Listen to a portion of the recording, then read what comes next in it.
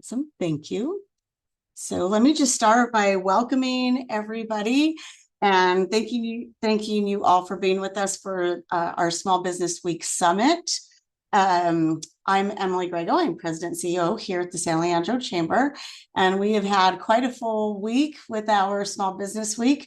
We do this every year, the first week of May, and we're able to do so with our partnership with the City of San Leandro. So we're happy to do this. We offer and have offered all this week and in previous years free workshops for all of our small businesses and members and community so that your businesses can grow and thrive, and we can offer you resources and educational opportunities. So thank you all for being here with us.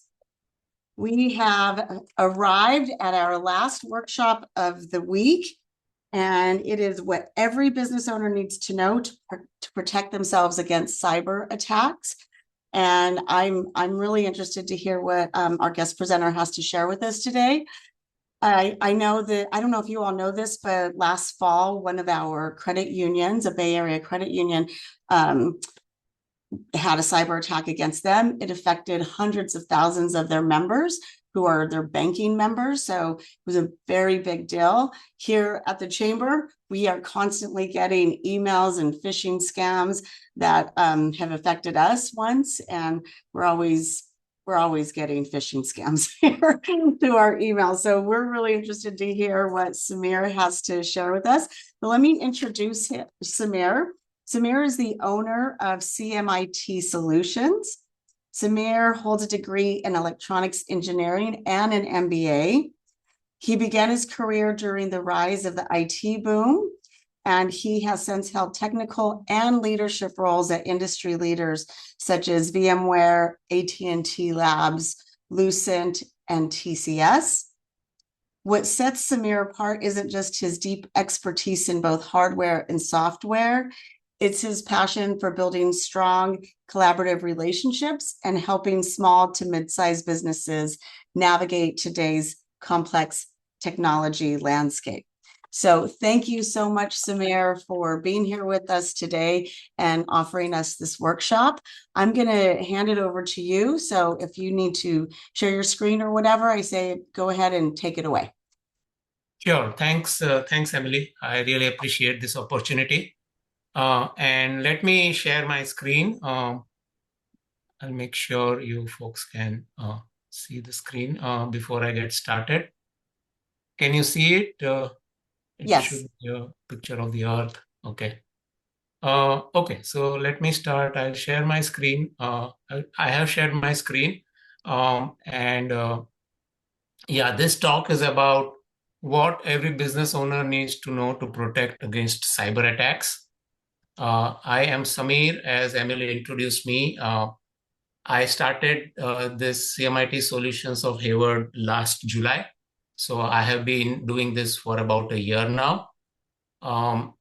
Before starting this, as Emily introduced, I have a lot of experience in enterprise space, about 25 years in different companies, which she mentioned. And the reason I started this is to really help out small businesses with cybersecurity. What I learned is that enterprises take care of themselves very well. They have the heft, they have the dollars, they have the manpower to take care of cyber attacks and cyber crime, which is rampant, and you'll see it here.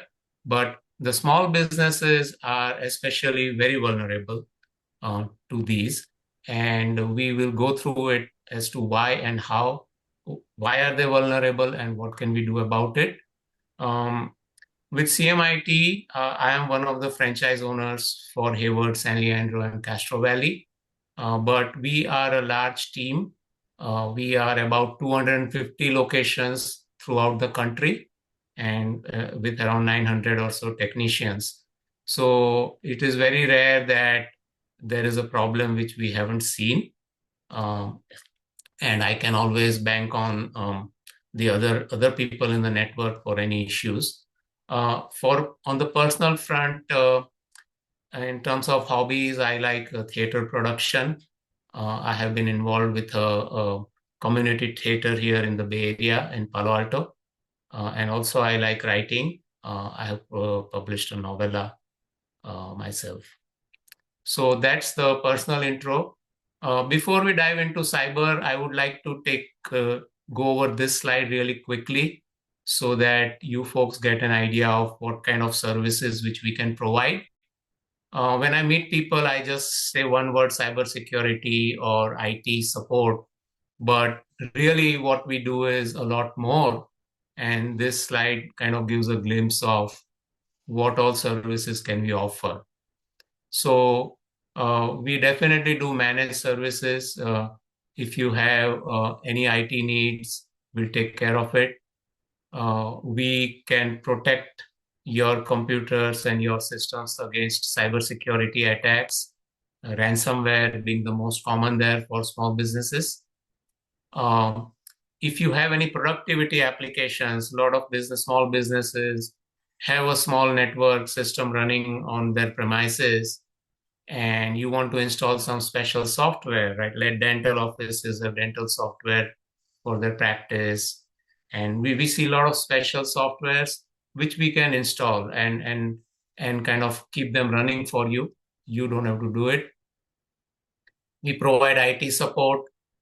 We provide best practices for network management, meaning if you have a Wi-Fi which is not performing well, or if you want to isolate your Wi-Fi between your business and the public network, we can do that for you. We also offer cloud services, including cloud migrations. So a lot of businesses are now going to cloud. Not only they have cloud email, Microsoft 365 or Google Workspace, they also have a lot of SaaS software which they use. And some of them do it involve migration. So we can take care of those kind of projects also. Then we can also do compliance if there is a compliance requirement associated with your business. We can go deep dive into it. We have tools which will help you track compliance. We can do data backups. Again, this is something which we can do it for you. It's not rocket science, but doing it methodically and making sure that the data can be recovered. All these are very important steps. So we kind of cover the whole gamut of things for you. We also offer unified communications, voice over IP solutions for your business. We can provide IT guidance. So anything in IT, if you want to discuss, we can help you out. You can start with us, and then we can take it forward. And finally, last but not the least, IT procurement.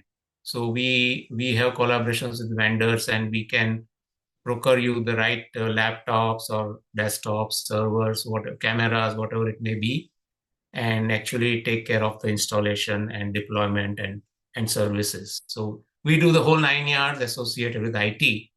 That is the general pitch. So that's a brief introduction of our services. Now let's get to the main topic for the day. You are probably here because you are concerned about losing your company data to a cyber attack. You also probably want to learn about the threats your company may have today. And we will also cover some concrete steps which you can take immediately to increase your security. So I will be providing you a few tips on what to do and how. You may be doing some of these already if you are savvy, tech savvy, but nonetheless, I'll talk about these steps which you can take today. So hopefully my goal here is to have you kind of understand the cybersecurity landscape, the way it stands today, and the kind of threats with small businesses. It's a clear and present danger, the way I see it. And Emily also alluded to some of the incidences. So here we start by talking about which all industries are constantly under attack, right? She mentioned the bank, the credit union, which I'm aware of, which got attacked last year, San Leandro. So finance is the top choice for cyber attacks. Then the next one is healthcare. followed by construction, legal, and manufacturing. So these industries uh, come in various sizes, as you very well know. And we will specifically talk about the small businesses here, right? And as you very well know, all these companies, there are small businesses which are in the line of this business. So it is this talk is very relevant to hopefully most of the audience here. Um, why should you care about cybersecurity? So what we learned, and I kind of alluded to it when I started, is most businesses don't spend enough time evaluating their risks. So we will learn about the threats and be prepared for them. After COVID, a lot of things have changed. People have embraced cloud like never before. And what I hear when I talk to people is that, oh, everything is in cloud and, I'm safe, but not really. Um, Cloud solves one problem but creates another problem. It basically increases the attack surface. So all a hacker has to now know or guess is your user ID and password, and bingo, they can get into your account on the cloud. So and not only that, um, there when I say attack surface, not only your user ID password, but if you are partnering with somebody and allowing cloud APIs to access your service, even that opens up many gaps for attacks. So it has actually increased the security risk rather than diminishing it. Um, and many organizations typically don't know and underestimate the risks of losing their company data. As you know, data is oil today. That's the famous saying, which has kind of become famous after AI, right? Or during AI. And the bad guys are after the data which is stored on your systems, be it local systems, be it the cloud. And a lot of times businesses are not aware of what will they lose, what are they risking by losing that data. And finally, understanding the cybersecurity threat landscape is a critical first step to protecting your data and protecting your business. And also the business interruption which may be caused in case of an attack. So here are some statistics to drive home my point and why should security be a priority. 43% of the attacks, cyber attacks, happen to small businesses, and the average cost of a data breach is around $3 million. And most of the small businesses, 60% of them, go out of business after a cyber attack happens, because not only the cyber attack um, leads into losing of data, there are many things associated with it after that, which increase your costs of doing business. And a lot of small businesses who face an attack go out of business if they are not well protected. Data sensitivity, you may be storing credit card info, you may be storing them with your cloud provider now with the cloud, but you really need to double click on that, because ultimately the responsibility of that data is on you, and you have to make sure that you are taking care of that data, right? Sometimes for a healthcare practice, it may be personal information and healthcare information and all that. So because of all these things, you should really be kind of sensitive about security for your business. So why is the cybercrime exploding? We will look into that. What are the frequent types of attacks? There are many attack vectors you might have heard of. Emily mentioned a couple, right? With phishing being one of them, and we'll take a look at the most popular ones and kind of go through how do the bad guys go about, um, you know, with that attack. Um, and what is the effect to a small business? We see in the news big businesses always get attacked and they get away with it somehow. But for a small business, an attack is very detrimental, and we'll talk about it as to why. And what you can do today, and how can you think about security for your business. So I have an analogy at the end, towards the end of this talk, which will drive home the point. So let's dive into this. So crime is really exploding. At the end of 2025, which is this year, it will be a $10.5 trillion operation, meaning the costs associated with the cybercrime will be around $10.5 trillion. So what does it mean? If you were to look at the US economy overall, right, it is a 28.5 trillion economy. Number two is China with 19.5 trillion. And here we are talking of cybercrime costs to a tune of 10.5 trillion. So it is essentially the third largest economy. If it were a nation, it would be the third largest economy in terms of dollars, right? So it is exploding, and it is going everywhere, as you very well know. I'm sure there are news items every day which you may be reading about cybercrime and attacks and stuff released on the dark web and so on and so forth, right? Just 3 days back, they released all the passwords, which are in like billions of passwords on dark web. And now there are articles analyzing what those passwords are, right? And there's a pattern to them and all those things. So point here is that the bad guys already can guess a lot of your passwords and get into your systems. Threats are changing fast with the advent of AI. Again, the whole system of providing services is changing, and the nature of the threats will also change. It is an ever-evolving process.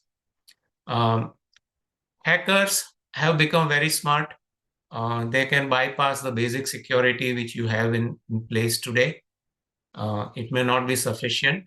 And hacking 101, and hackers are good at what they do. And if you have a very basic security setup, hackers can bypass it in a snap. As we discussed, cloud software increases the vulnerability, and cybersecurity experts are expensive, right? They are easily paid more than $100,000 as a beginning salary. So a small business definitely cannot afford a cybersecurity expert, and they can fall a prey to the bad guys. And also, last but not the least, untrained employees.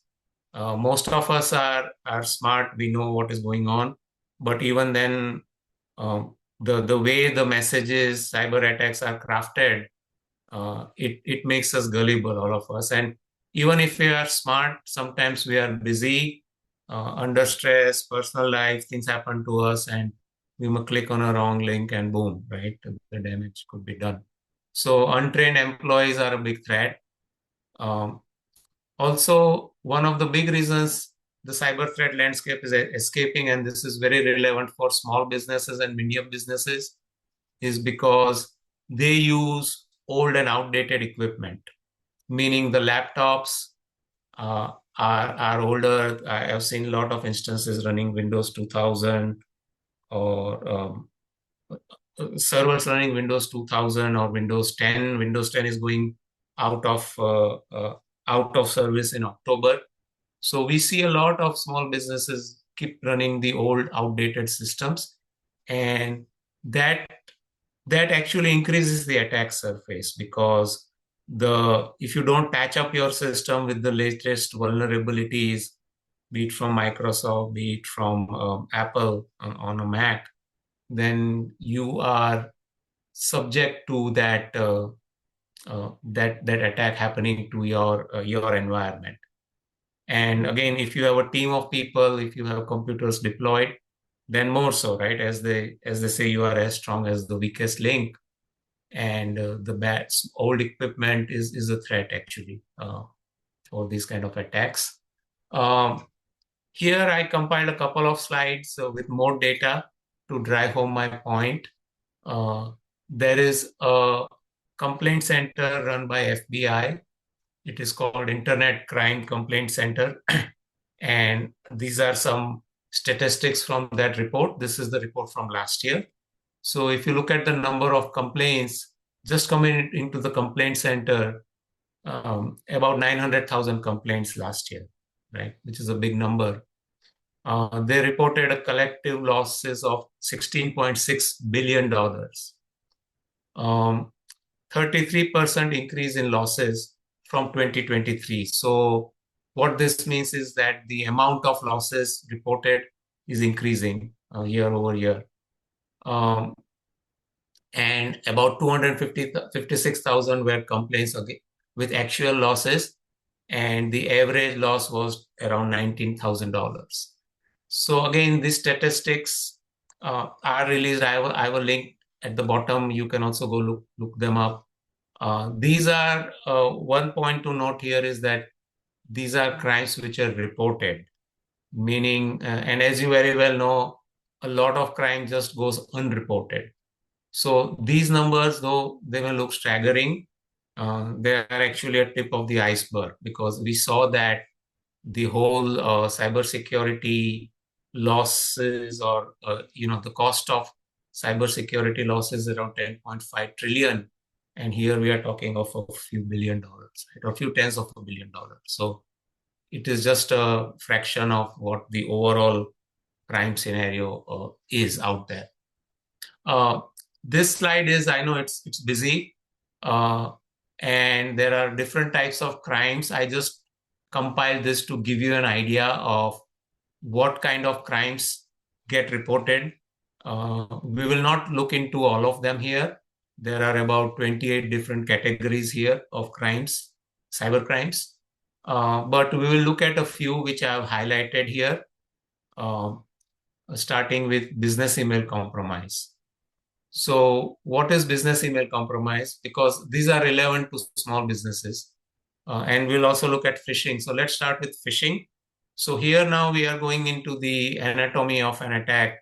And phishing emails, I'm sure you must have seen. All of us see almost every day.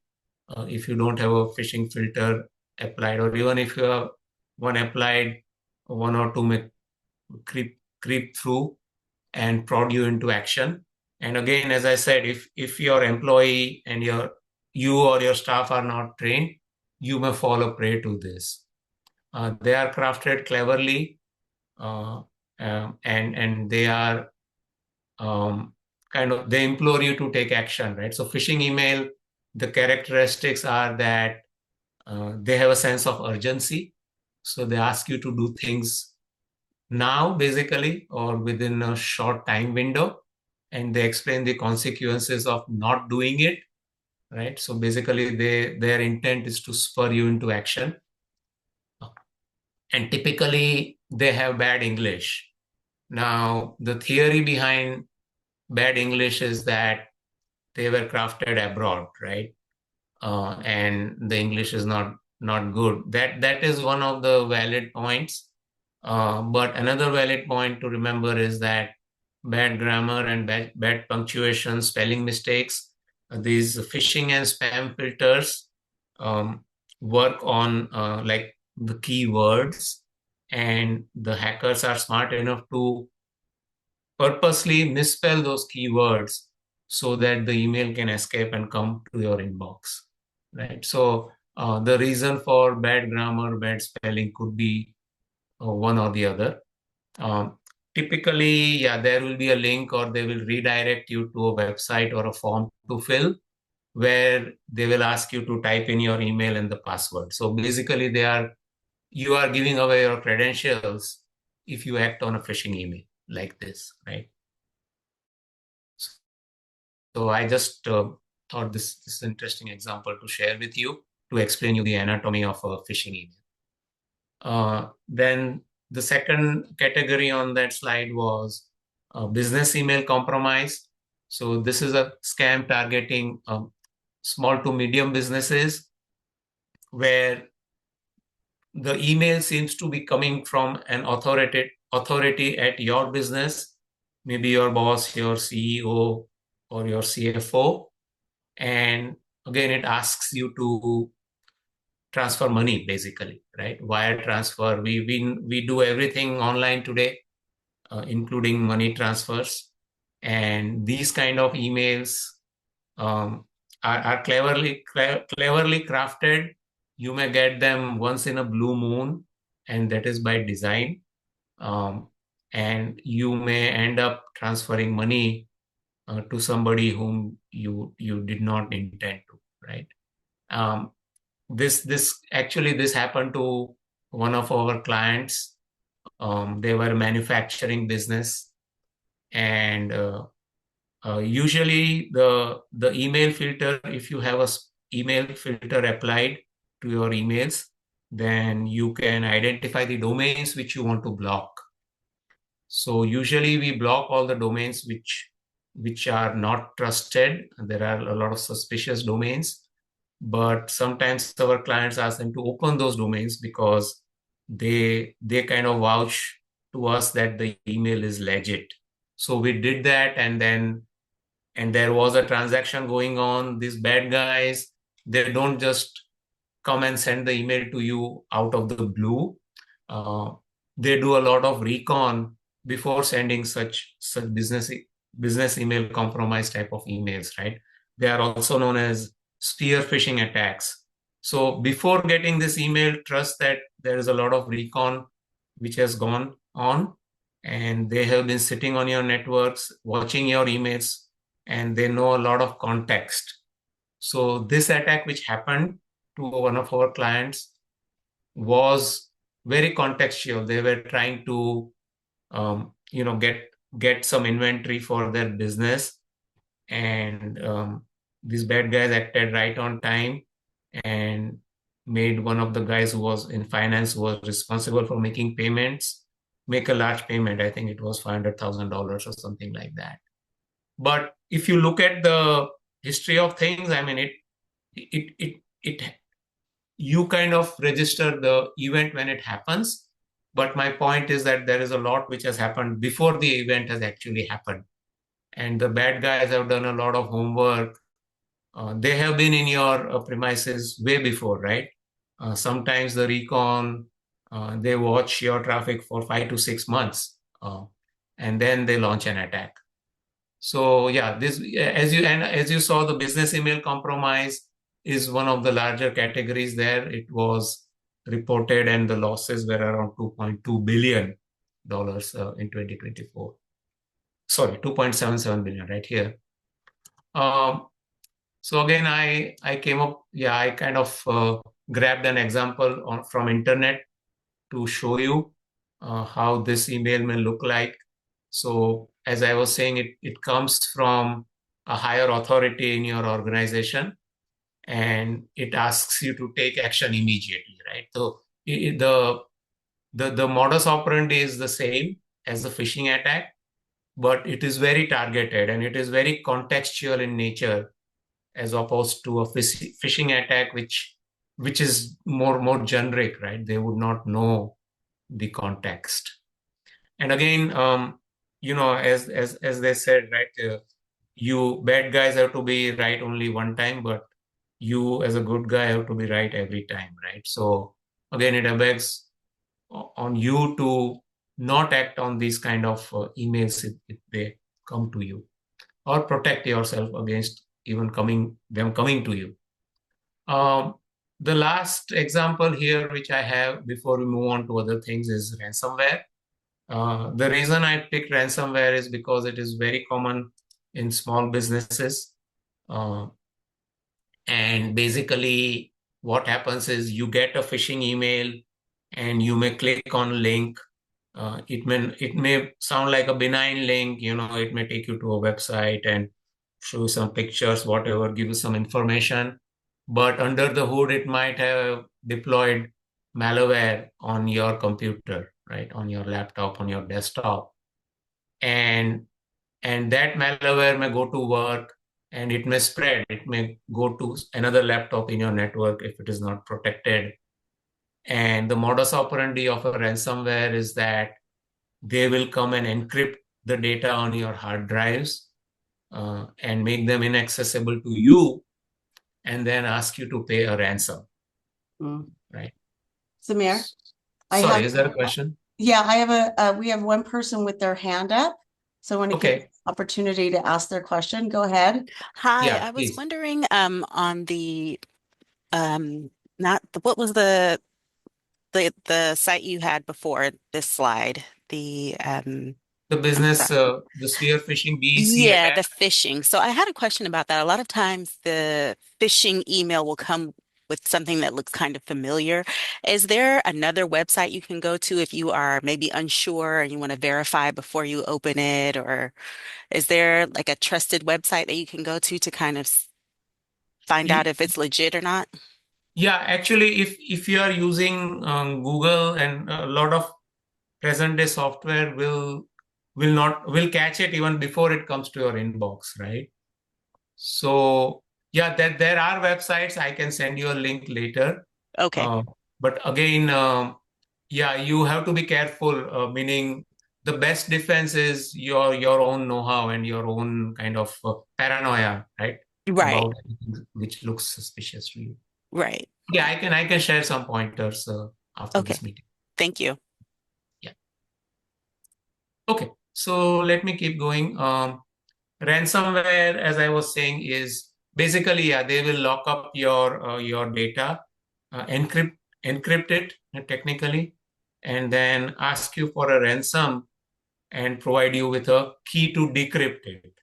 So and again, ransomware has been common even last year, as per my study of this report. They were up 9% last year. Mm. And yeah, there is a graph here, which I'm showing around ransomware. Again, last year specifically, the number of attacks decreased, but the ransom which was paid was very high. It went to almost $2 million or so of Mm. ransom on an average for these attacks. And even the smallest of the small organizations were a part of this attack. Even like revenues of 10 million or even smaller were attacked. So it is not that they are attacking bigger, like medium-sized organizations. They come to smaller organizations with smaller revenue streams also. Okay, so the way to protect against ransom, we have had again many incidences of ransom where if you don't want to pay ransom, then what you should do is make sure you take backups. And I'll talk about this in more detail as we go along. But backup is your savior, right? Take backups and have somebody restore them onto your systems where the attack has happened, and you can kind of rewind the tape and restore from the old backup a few days back, or a few hours back, whatever the case may be, and then get going without paying the ransom. So a lot of businesses do that. Backup is the key. I mean, backup is a must have for any business, right, in general. Okay, so how would a cyber attack affect a small business, right? We know last year again, yeah, there are local examples, and all these big brands have been attacked, right? But they are still around, right? They are in business. Target had a big. This is again data from a few years back. We hear of these large hacks. It becomes a news line for a couple of days, and then we get on with our lives. We still keep doing business with all these big names, right? They are there. I mean, they will take care of anything bad happening to them and have a redressal, right? They can write checks for any damage done. But what about a small business, right? What happens when a small business get hacked, and why don't you hear about it, right? Mainly, it's not newsworthy, right? Small businesses are not going to make headlines. Let's be realistic about this. And it is extremely embarrassing for somebody to admit it, right? As we saw the crime report, and yeah, there are people who report it, but on the other end, there will be most of the people who just won't report it and kind of deal with it quietly. Horrible PR, right? Who will, if you are a financial advisor and your systems, you lose data or there's a data breach, you are not going to go and tell your clients unless you kind of have it in your process and practice. And if you have kind of made the clients aware that will let you know if this happens, you are not going to break the news as a surprise to them, right? So again, it leads to a horrible PR, and hence people don't talk about it, right? It's kind of under the rug kind of a thing, and the legal ramifications may be large. So because of all of this, SMBs usually they sit quietly and kind of bear the brunt of it when it happens. Some challenges which we see with cybersecurity for SMBs is a lot of SMBs think that they are too small and the big guys won't come after them. That is not true, really, right? If you have a registered domain these days, right, something.com or something.org, whatever it may be, trust me, there is a lot of recon which people can do, bad guys can do to kind of know your profile, right? If you have a website, you can look at who all are the owners, right? You'll probably put their pictures there. You'll probably put their email addresses there, right? You'll put phone numbers out there. Your domain name, if I know your domain name, I can look up which email are you using, right? Are you using Microsoft 365 or not, right? As an example. So there is a lot of recon which people can do about you if they want to go after you, even if you are a small business. So the myth that it won't happen to you and it is a myth, right? It could happen to you. IT services are expensive, we understand that, and oftentimes there is no budget in a small business. Their focus is on other things, and that's fine. But my urge here is to look into this a bit more seriously and carve out a budget if you don't have one. Typically, small businesses think that they are taken care of. Somebody in the office or some relative takes care of it, and oftentimes they use open source software, which is an option. You can do that, but again, security is something which you have to kind of take care of, right? It needs that love and care and attention almost on a daily basis. So you need to make sure you have good tools deployed to do the job, right? You can go the other way and do a free solution, and that is an option. And also we see a lot of blind trust. People think that they have antivirus enabled and they are good, but antivirus is like a 20-year-old technology, right? Since then, the threats have evolved, and the nature and the way they attack you has changed. And with a cybersecurity expert, you can make sure that you have the right things deployed and taken care of for your business. Other big thing is reputation, right? I mean, as I was saying earlier, for a big business, their reputation is not so much at stake, right? They're too big to fail. If you remember that term from the past. But for small businesses, it is really detrimental. So now that we have talked of the cyber security landscape, right? How big of an industry it is, how are the small businesses vulnerable, and they are, right? And they can take you down basically, right? And here now we'll start talking about the remedies, right? What can you do today to protect your small business? And you may already be doing a lot of these, and that's fine. That's good, right?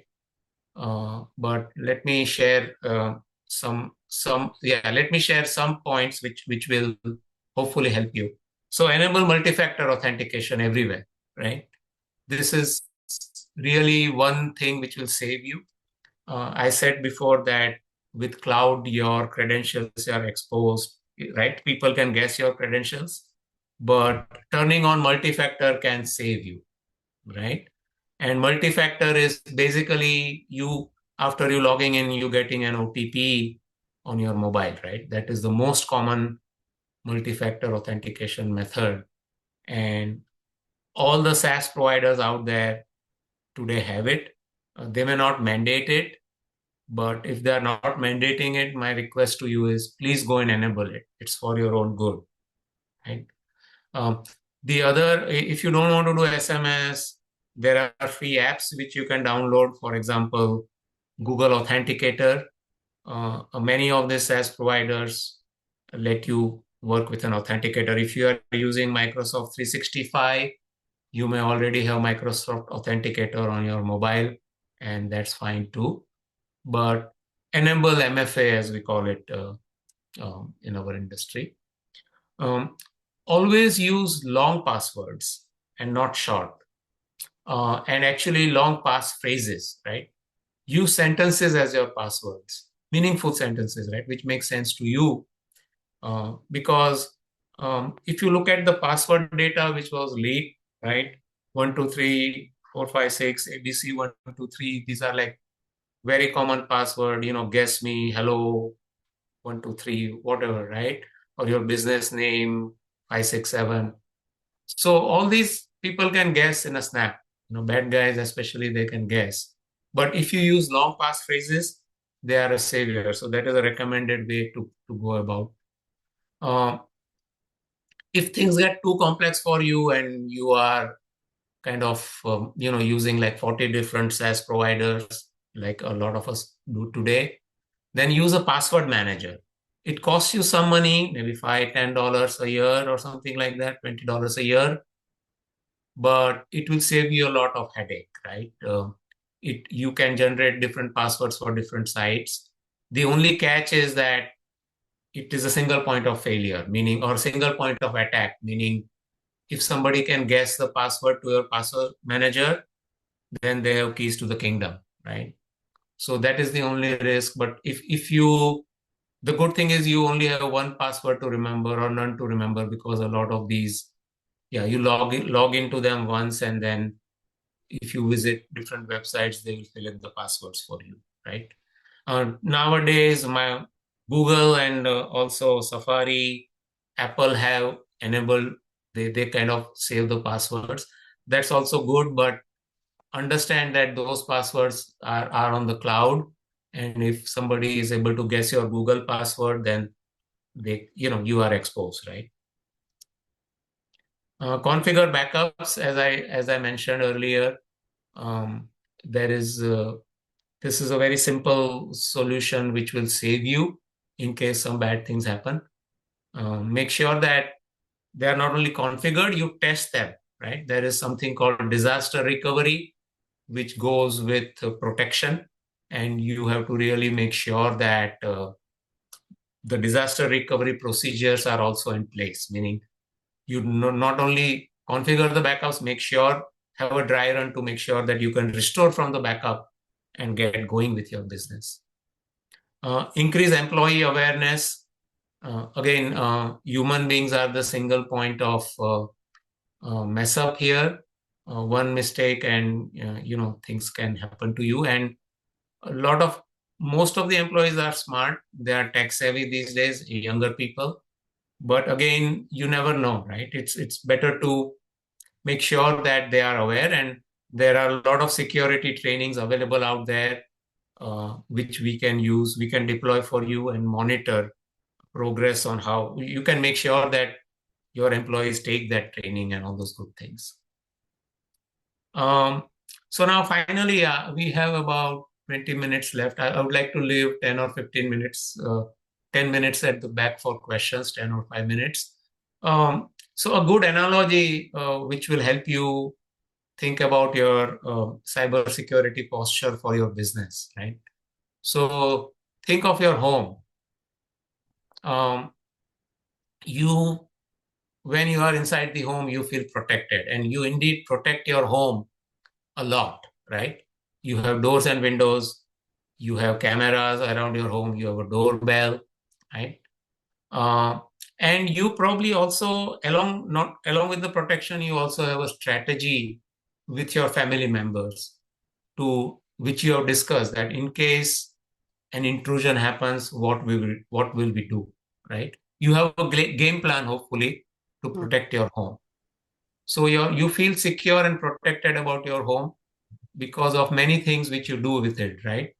First of all, yeah, you protect it using all these techniques and technologies. Um, you detect it. If some intrusion happens, you have, as I said, ring cameras or whatever around your house at your doorstep to see what happened, right? Detect. Detection is a second step. Uh, and then finally you respond, right? If an intruder comes in, you may have a dog at home or whatever, right? I will not read through this, but you get my point that usually a security strategy involves protection, detection, and response. Is there a question? No. Sorry, I can't see the screens.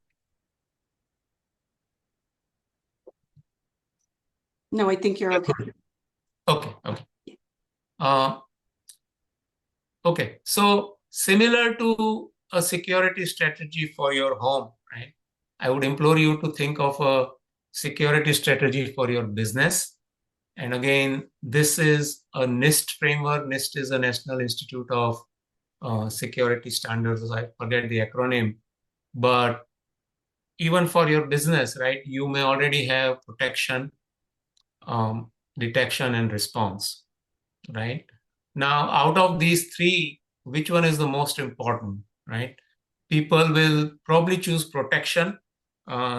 People invest or spend a lot of dollars in protection, no matter if it's your house or if it's your cybersecurity posture.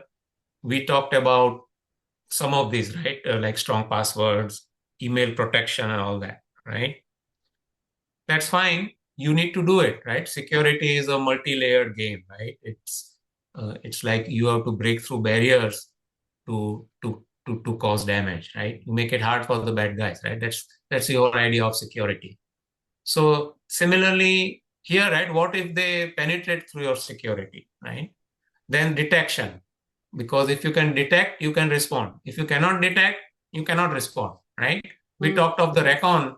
If somebody is kind of in your network and watching your emails, and boom, right? After a few months, you may see a spear phishing mail, right? Which I talked about earlier.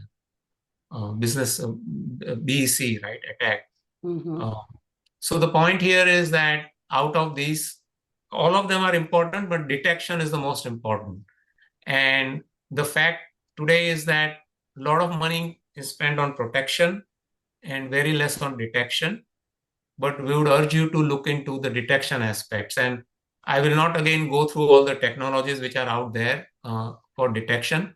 But other than antivirus, which is more protection, we have more detection, more active technologies which we can deploy to detect if an attack is happening, right?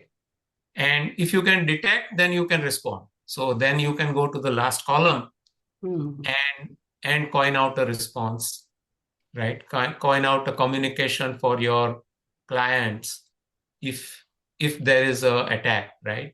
You will have to, instead of kind of sliding it under the rug, we implore you to have an incident response plan, a communication plan, report, right? How will you report the problem, right? Whom will you call if something bad happens? And then cyber insurance, right? You can also look into having cyber insurance for your business, but they'll ask you to do things before they insure you or your business. So around this, right, there are again identification and recovery. So even before you think of protection, you should think of what data you want to back up, right? What data is important to you and your business, right? And Mm, are you backing it up? Are you storing it in a secure manner, right? Are you encrypting it on storage? mm, Uh, is it encrypted during transit, right? When somebody accesses your data, is it encrypted? So these are the questions for you to ask as a business owner, and we can help you think through this, right? When we do a security assessment, we can work with you to identify all this, or we can kind of seed questions in your mind to help you think in the right direction here. And again, the other side is the recovery, right? So you identify, you protect, right? And then you detect and you respond. And now the damage is already done, right? So what is your disaster recovery plan? mm. You have to think through that also. You should have that in place. If you don't have anything in place, then that's not a good strategy, right? You should have a plan for recovering. And which data is most important? All data may not be worth recovering, right? You may be willing to lose some data, afford losing some data, right? What is that data? You should know.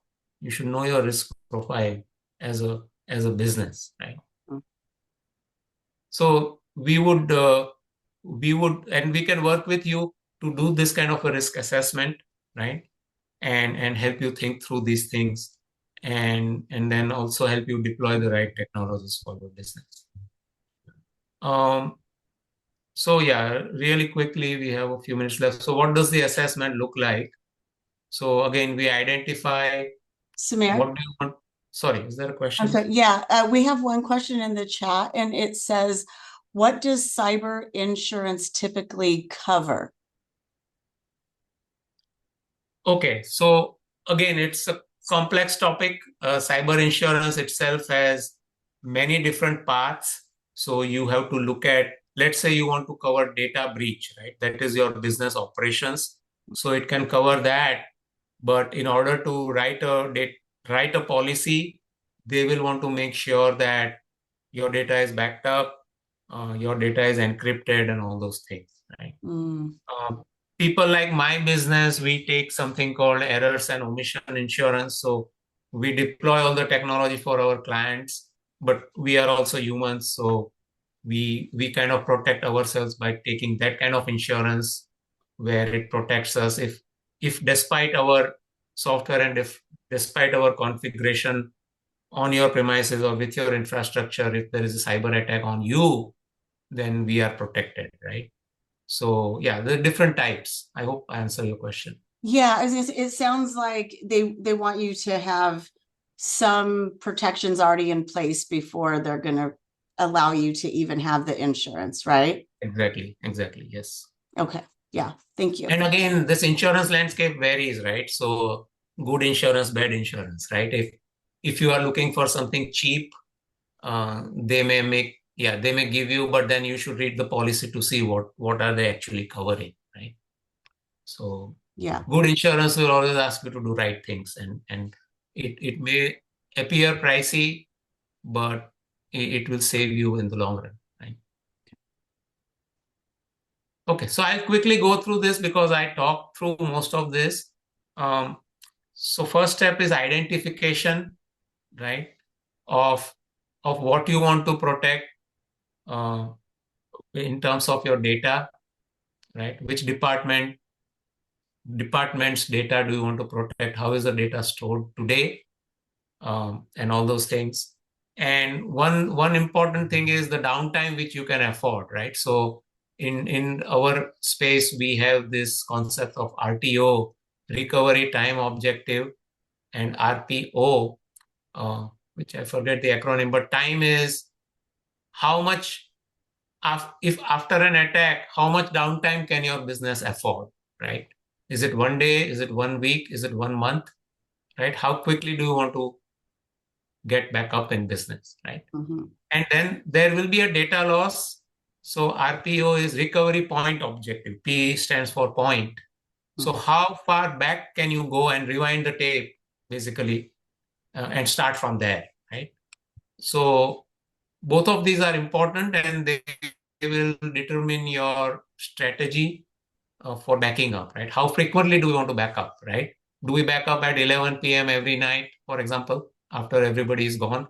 That way you can roll back only to the data as of 11 p.m., right? Mhm. If you are backing up every week, then you can roll back a week, and so on and so forth. So we can discuss all the strategies with you and kind of coin out a plan. You cannot cover everything. So again, you have to kind of go with use the 80-20 rule when kind of designing your security, cyber security. And then recovery plan, we will emphasize on recovery plan. If you have a good recovery plan in place, then you can get up, right? I have here a news article from Scripps Health where they had a cyber attack. They are out of San Diego, I think health insurance, and they were able to recover, right, from the cyber attack. Of course, it takes time. It's not like happening in a snap. It will take 2 days, 3 days of downtime.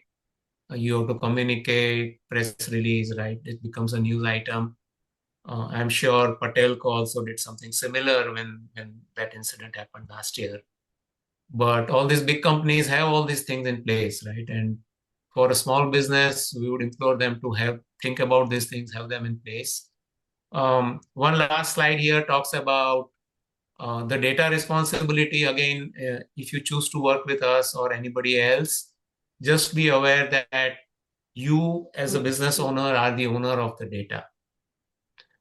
We as an information technology consultant, our job is to point out what to do, and we'll help you kind of do it for you, right? We'll protect the data for you and give you insights, right? But the ultimate responsibility, the ownership of data is yours because it is data pertinent to your business.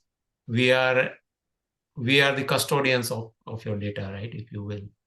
And we'll make sure that we advise you in the right manner to avoid an incident, first of all, and God forbid if something happens, then you have an incident response plan, and then after that you have a recovery plan. So we can do the whole 9 yards for you.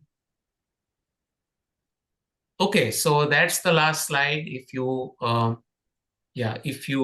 put up my QR code if you want to get in touch with me, my phone number, my website, and my LinkedIn profile.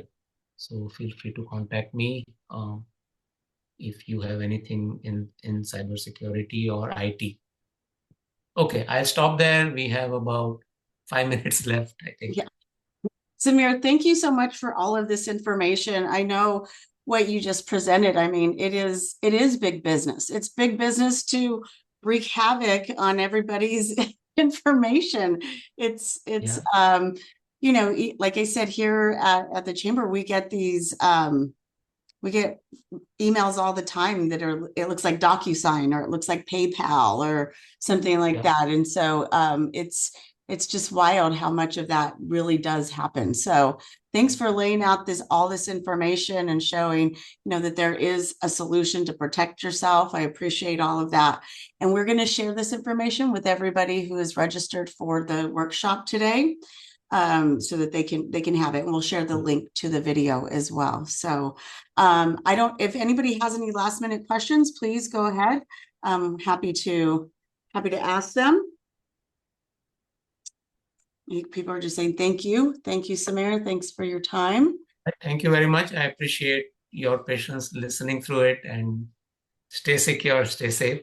Yeah, absolutely. Absolutely. Yeah. Absolutely. So thank you very much. And thank you everybody who has been with us through our Small Business Week Summit. We are at the end. We are at the final. Thank you. We will do this again next year. And Sophia, who is in the background helping us with everything. Thank you, Sophia, for all of your emails and your reminders and sending everybody the links. She will also be sending out surveys so that you can tell us, you can critique each one of the workshops and just tell us what you'd like to see for next year. So thank you all very much. And we will see you again. All right. Thank you. Have a great day. Bye-bye. Okay. Bye-bye.